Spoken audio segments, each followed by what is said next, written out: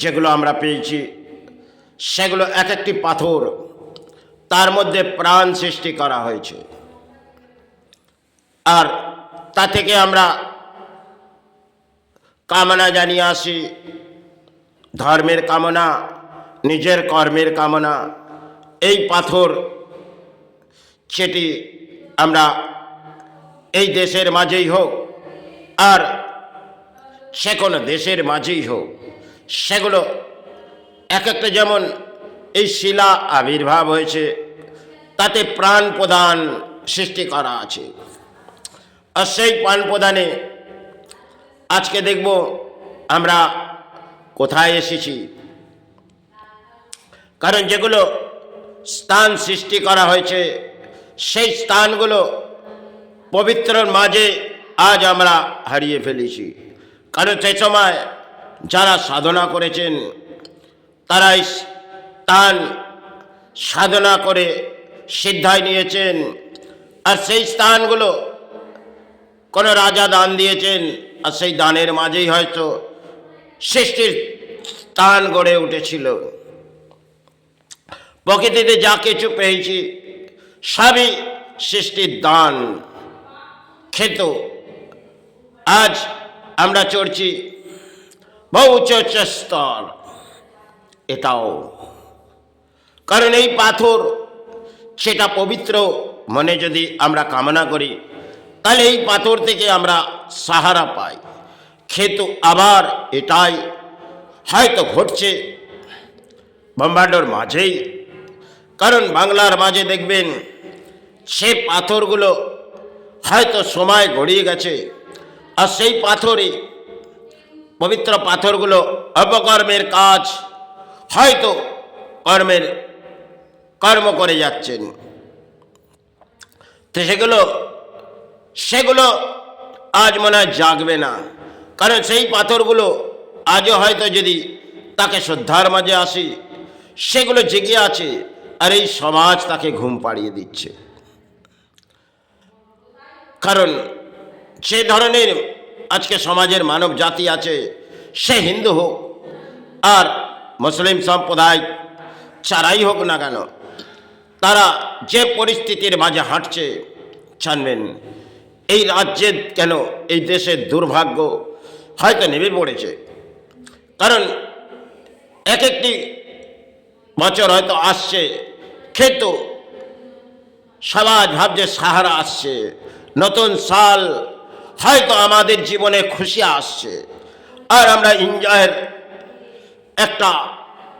এনজয়ের যেন বৈঠক নেমে পড়ছি। কারণ আমাদের 16 বছর আসবে আর আমরা এনজয় করব, যাব কোনো জায়গায়, সেখানে এনজয় করব। সেই এনজয় আমাদের যেভাবেই লাগুক আমরা এনজয় করব। আজকে যে পাথরগুলো নিয়ে ব্যাখ্যা করছি সেগুলো যে এই সৃষ্টির দান এসেছিল, আর সে দান তারা এসেছিলেন। আজ আমাদের বাংলা চায় ভারত অর্থের মানুষ তারা অর্থ করে ভেঙে পড়েছে। কারণ একটি সময় কিশোর কুমারের একটি গান, উঁচে উঁচে महलों जब झूमता है अंबर को, ऐसी कोई गाना, এরম কোনো গান কিশোর কুমার গেয়ে গেলেন। অসাধারণ যেন গানের মাঝে কিছু লফজ ভরে গেছেন।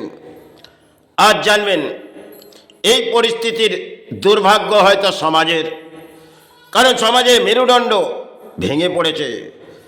তা সমাজ আজ যে পরিস্থিতির মাঝেই হাঁটছে তাতে অর্থ ছাড়া আর কিছু নেই। আর এটা ভারতবর্ষের মাঝেই চলছে, চাই বিশ্বর মাঝে এক অহংকার, এক লড়াই যেন এক দেশে চলছে। আর সে লড়াইয়ের মধ্যে হয়তো কেউ ভাবছে আমি হাসিল করব, কিন্তু ভেঙে পড়ছে দেশ চায় রাজ্য, যে পরিস্থিতির মাঝেই আসুন না কেন। দেখবেন একটি দেশে তাকে একটি অর্ডার সামিল হলো, কিন্তু সেই দেশের মাঝে কি ঘটছে। কারণ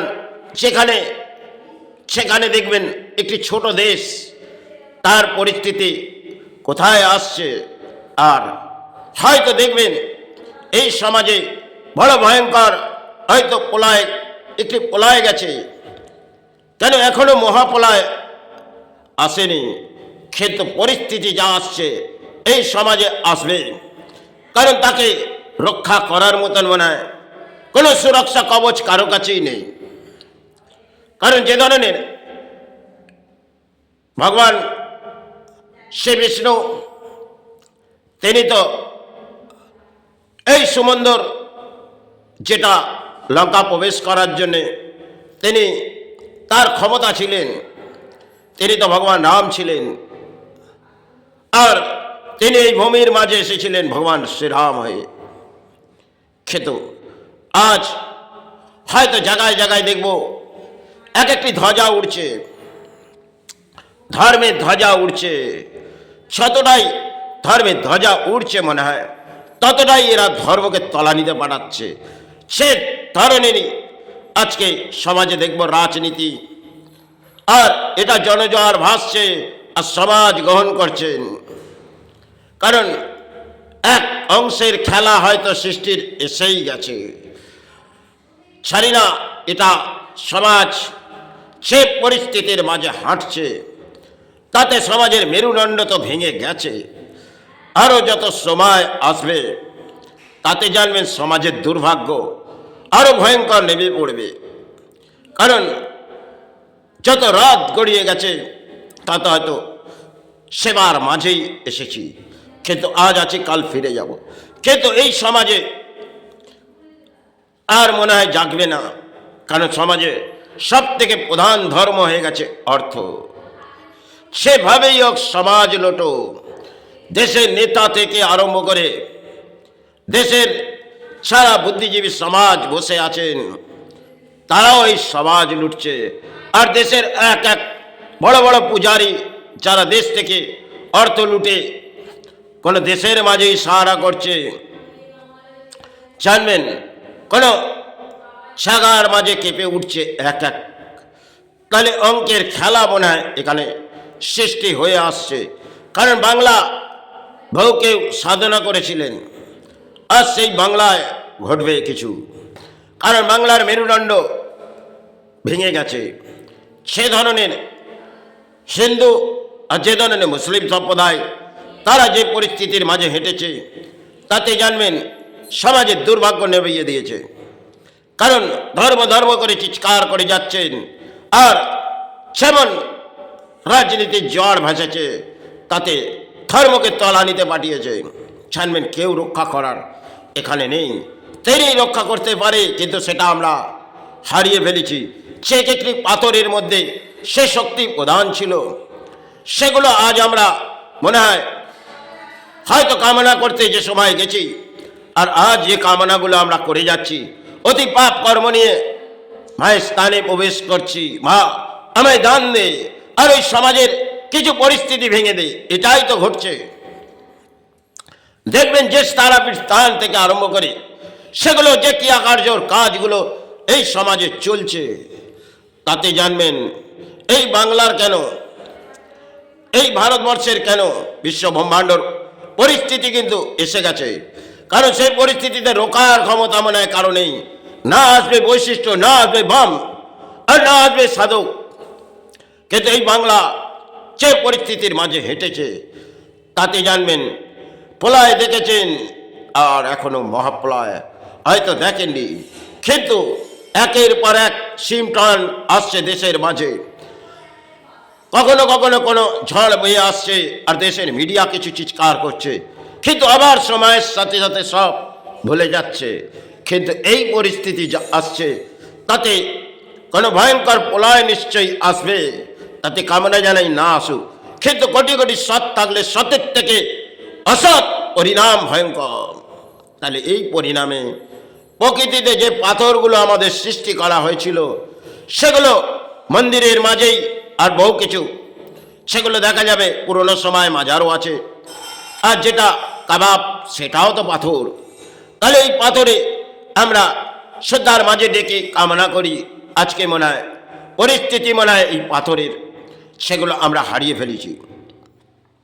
অতি দুর্ভাগ্য হয়তো সমাজের, সে পাথরগুলো জেগেছিল আর সেগুলোকে আমরা মানে সময়ের সাথে সাথে ঘুম পাড়িয়ে দিয়েছি। কারণ সেগুলো আমাদের ধর্মীয় মানুষ আছে, তারাও এটা কাজ করেছে, তার পেছনে অর্থ অর্থ করে সেগুলোকে মানে বিক্রয় করে ফেলেছেন।